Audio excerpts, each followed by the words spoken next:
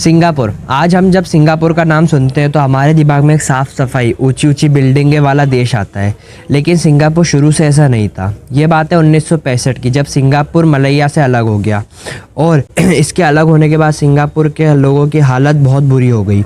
लोग नशे का शिकार हो गए, खाने के लिए खाना नहीं था, रोजगार शून्य के बराबर। लेकिन आज सिंगापुर सबसे कम करप्शन वाले देशों की लिस्ट में चौथे नंबर पर, रहने के मामले में दुनिया की सबसे सुरक्षित देशों की लिस्ट में 5वें नंबर पर, और एशिया की चौथी सबसे बड़ी इकोनॉमी और बिजनेस शुरू करने के लिए सबसे आसान जगह है। लेकिन ऐसा क्या हुआ सिंगापुर में कि जो पाई पाई के लिए मोहताज था, आज वो इतना विकसित हो गया है? तो इसे जानने के लिए इस वीडियो को पूरा देखिए। और आप लोगों से विनती है कि वीडियो अच्छी लगे तो वीडियो को लाइक और चैनल को सब्सक्राइब ज़रूर करें। तो पहले मलेशिया और सिंगापुर एक ही हुआ करते थे, जिसे पहले मलैया के नाम से जाना जाता था। और सेकेंड वर्ल्ड वॉर के दौरान जापान ने मलैया पर हमला कर दिया, जिसके कारण वहाँ के लोगों की हालत बहुत ख़राब हो गई।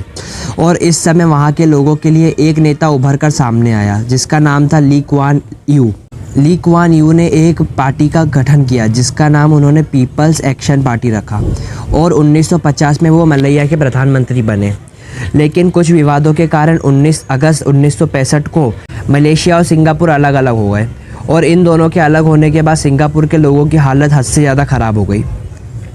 वहाँ पर उस समय 80% से ज़्यादा लोग इकोनॉमिक क्राइसिस से गुजर रहे थे। और इस सब को देखते हुए ली कुआन यू ने वहाँ पर बहुत ही सख्त नियम बनाए। उन्होंने फ्रीडम ऑफ स्पीच को बैन कर दिया। वायलेंस और करप्शन के लिए बहुत ही कड़ी सज़ा दी जाने लगी। ऐसे कई और सख्त नियम बनाए। उन्होंने वहाँ की साफ़ सफाई को देखते हुए वहाँ पर च्युइंगम भी बैन कर दी। उस समय भले ही ये सारे नियम वहाँ के लोगों को बहुत बुरे लग रहे थे, लेकिन देश के भविष्य के लिए ये बहुत ज़रूरी थे। और इन सब को लागू करने के कुछ समय बाद ही वहाँ पर पॉजिटिव रिजल्ट दिखने लगे। ये सब तो बहुत अच्छा चल रहा था, लेकिन वहाँ पर एक और प्रॉब्लम थी कि वहाँ पर लोगों के पास रहने के लिए खुद के घर नहीं थे। एक रिपोर्ट की माने तो 1965 में वहाँ के केवल 5% लोगों के पास ही खुद का घर था। बाकी सब वहाँ पे झुग्गी झोपड़ी और बस्तियों में रहा करते थे। और इसे देखते हुए वहाँ पर सरकार ने एक और लॉ पास किया, जिसके मुताबिक वो लोगों से उनकी ज़मीन सस्ते में ख़रीद सकते थे और वहाँ पर घर बनाकर वहाँ की जनता को दे सकते थे। और एम्प्लॉयमेंट को देखते हुए उन्होंने वहाँ पर विदेशी कंपनियों को इनवाइट किया। और उन्होंने वहाँ पर नो टैक्स पॉलिसी भी लागू कर दी, जिसके तहत शुरू के 10 साल कोई भी विदेशी कंपनी से टैक्स नहीं लिया जाएगा। और ये बात जानते ही वहाँ पर विदेशी कंपनियों ने इन्वेस्ट करना चालू कर दिया, जिसके कारण वहाँ के लोगों के पास बहुत सारा रोज़गार आ गया।